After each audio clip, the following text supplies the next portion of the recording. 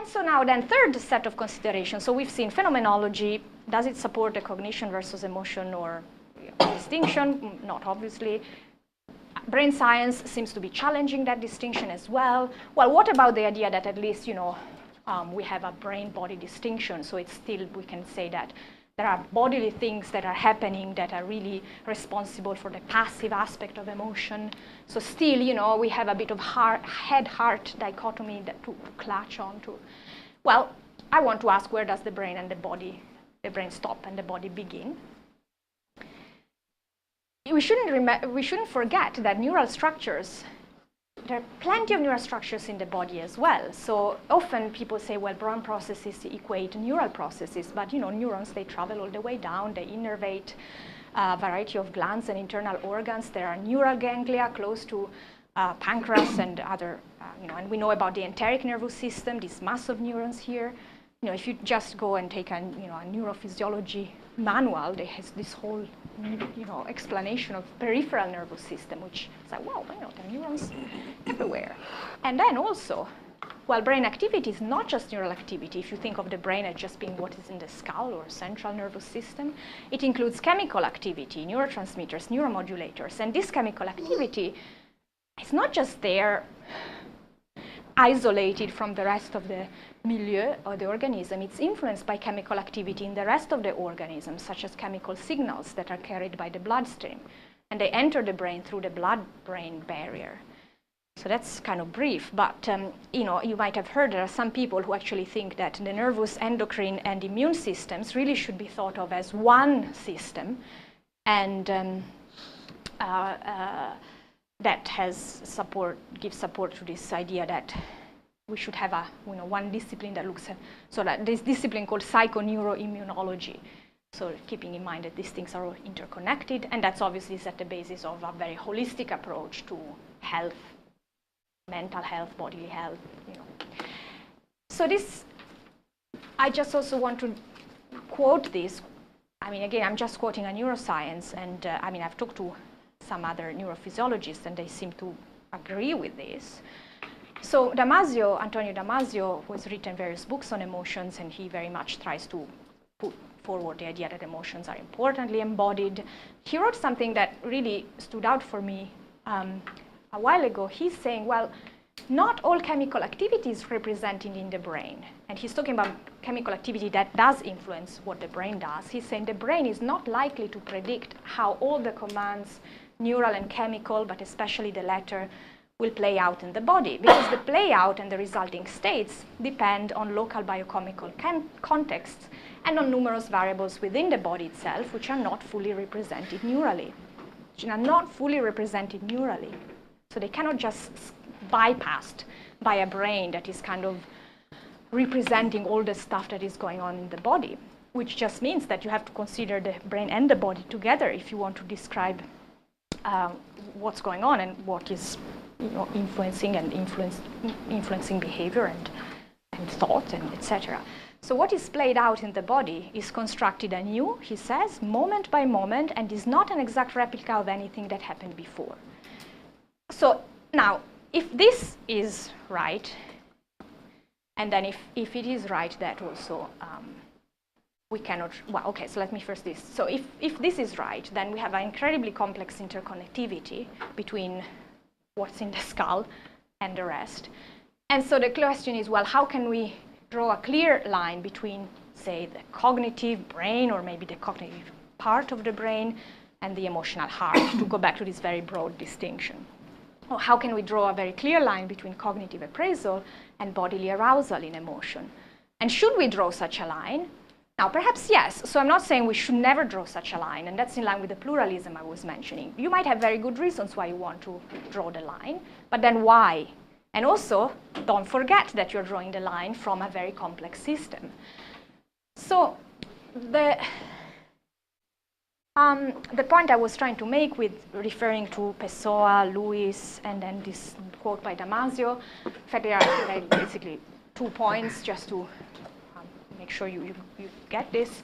So on the one hand, we have this integration of cognition and emotion at the brain level, apparently, and then arguably a strong integration of brain and body. So these two points appear to me they undermine the idea that appraisal is a separate and entirely heady component of emotion that drives the organism. So the concluded proposal here is that there is no clear separation between the cognitive and bodily component in emotion, neither at the brain and even organism level, nor at the experiential level. Rather, the two are deeply integrated. And I have my favorite picture here. Oh, it's gone. Oh, that's too bad. I had a picture of a head and the body separate, where the head is looking around and doing all the evaluation and the body responding, and then the head disappears and you have the whole integrated organ. So that's okay. So I'm sure what I said is, I mean, it's very general. I'm not, it's debatable, and I'm sure many of you will disagree. So I just give you some things you might want to discuss later. I think, in this topic, you can start from very, very general questions. I often find yourself immediately debating quite specific philosophical topics. So I just give you, just think, just start by discussing what do you think, what is an emotion? What if a child asks you, what is an emotion, Dad? What would you say? What's your intuition about emotion? And how do you think it relates to cognition or intelligent reasoning? Do you have a very strong view about this? Had you ever thought about it in the first place? You might want to be a bit more specific and wonder about the place of the body in emotion. So, for example, do you think we need to feel somehow our body to experience an emotion? So William James famously made that claim I mentioned. He said, if you take away from anger the wanting to, attack someone, the boiling of the blood, then what is left from it? And he seemed to think that if you're taking away from anger the feeling that your body is upset, are you still angry? Can we have like this cognitive anger? Also, maybe it's a more less phenomenological questions, but actually more conceptual question. Do you think that, for me to say that Pete has an emotion now, does something have to happen in the body, in the face, in the autonomic nervous system? Or you think, say, maybe no, you can just look at his brain and that's enough.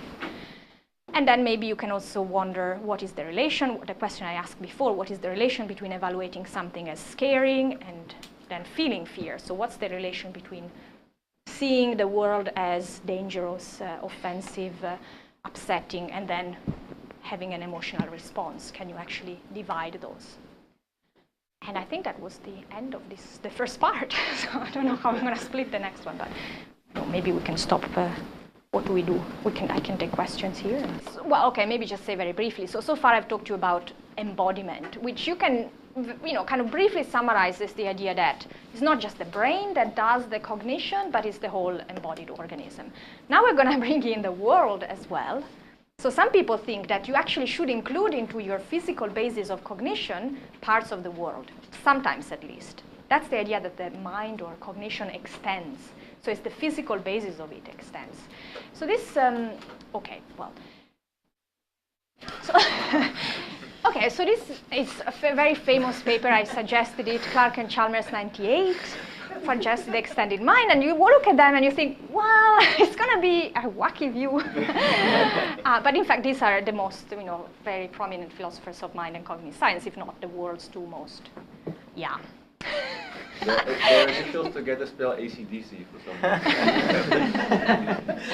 I don't know. So anyway, it's really, really lots of debate about this idea, precisely because it's so provocative, and some think it's completely crazy, and others think, well, actually, it's not crazy. So they begin their paper by asking, where does the mind stop and the rest of the world begin? And then they respond, well, and I'm just giving you a response, not the arguments. I give the arguments in a moment. They say the mind does not stop at the brain. It does not stop at the body either. Sometimes the mind includes parts of the world. Sometimes, that's important, not always. So, okay, so this is a very famous example that they use to make this point. So they ask us, okay, let's imagine these two people. These are two imaginary people, but they are not like crazy, like ideas like zombies, or they are just people that we can think, might well exist. So they call them Inga and Otto. And Inga is a healthy adult, whereas Otto has Alzheimer, and apparently, as people with Alzheimer might sometimes do, He writes information in a notebook that he carries with him all the time.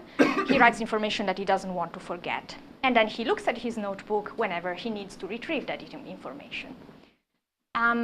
So Clark and Chalmers say that we can think of Otto and his notebook as coupled, where, kind of generally we can say this refers to the idea that they influence one another. Otto writes things in the notebook, but then the notebook helps him remember things.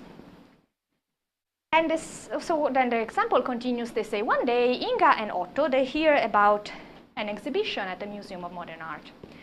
And they all go, wow, nice, I want to go and see it. But Inga just says she remembers where the museum is. Say, yes, it's on High Street. And off she goes. Whereas Otto does not remember where the museum is, so he takes his notebook, looks up the address, says, it's on High Street. And he goes to the exhibition. Very kind of common sense story here. So what would Clark and Chalmers make of this example? Well, they say that the system Otto plus notebook should be seen as functionally equivalent to Inga. So they say, for Otto, his notebook plays the role usually played by a biological memory. And this usual role, or function, here we can maybe talk about it being the same, is the following, is to provide information when needed in order to guide behavior. So if you wanted a definition, well, here you go, maybe. And in Inga is the brain, or some specific parts of the brain, allegedly, neuroscientists would say, that play this role. But in Otto, the notebook, this role here, it is the notebook that plays this role. But the important thing is the role is the same. It's just done by two different things, the brain in one case, a thing outside the organism in the other case. So Clark and Chalmers, they draw a moral from this. They say, well, when it comes to belief, and here they have in mind, so it's the belief that the museum is on a certain street. So that's a kind of standing belief that both Inga has and Otto has, they think, together with the notebook. They say when it comes to belief, there is nothing sacred about skull and skin. What makes some information count as a belief is the role it plays. And there is no reason why the relevant role can be played only from inside the body. So, because what matters is the role that something plays in cognition and not what something is made of for them, for Clark and Chalmers, so neurons, paper, something can be made by neurons, something made by paper, or physical symbols, it doesn't matter. The important thing is what it does. If what is important, what matters, is what that something does, then we should say that Otto's notebook is part of its memory, because it does the same thing that Inga's biological memory does. So you can see very well that there is a crucial assumption here, which is that matter doesn't matter for determining what is part of cognition, is what things do. So as soon as you start thinking that way, then you thought, well, it doesn't matter what these things are. That's basically the idea. So for Clark and Chalmers, then we should say Inga's memory remains inside her head, whereas in the case of Otto, it extends over his notebook. More precisely, the physical basis of Otto's belief about the museum's address includes the notebook. So important, the idea is not that the notebook itself, by itself, has cognition. The idea is that the notebook is integrated into Otto's brain and body in a certain way, such that in that particular scenario, we should say, well, the notebook is really part of his memory.